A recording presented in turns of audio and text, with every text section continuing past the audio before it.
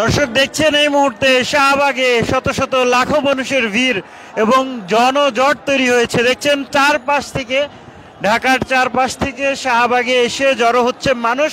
ফিলিস্তিনের নির্যাতিত নিপীড়িত মানুষের পক্ষে সোহরাওয়ার্দী উদ্যানের মার্চ ফর গাজায় অংশ নিতে এই মানুষের ঢল।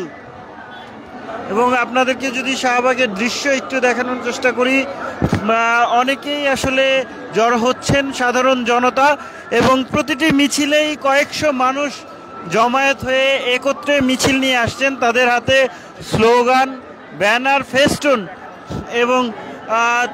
এবং হাতে ফিলিস্তিনের পতাকা দেখছেন সেটি। এবং এই মুহূর্তে যদি শাহবাগের অবস্থার কথা বলি তাহলে বলতে হয় যে লাখো মানুষের জমায়েত রয়েছে শাহবাগে, এবং শাহবাগ থেকে মানুষ এই চার দিক থেকে আসলে মানুষ শাহবাগে আসছেন এবং শাহবাগ থেকে ঠিক সামনে সোহরাওয়ার্দী উদ্যানের ভেতরে প্রবেশ করছেন। এখনো পর্যন্ত এই মানুষের যে ভিড় সেটি কিন্তু কমছে না এবং ধীরে ধীরে বাড়ছে।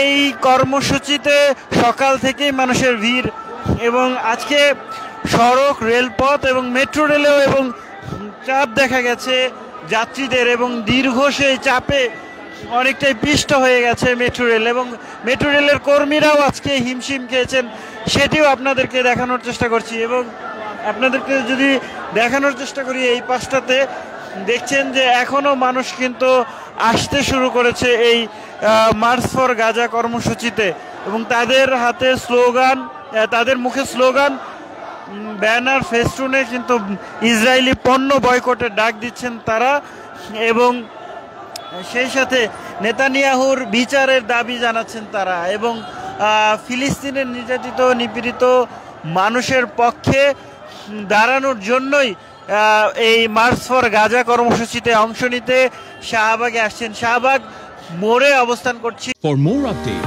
follow us on Facebook, subscribe our YouTube channel, get the latest update on www.daily-sun.com.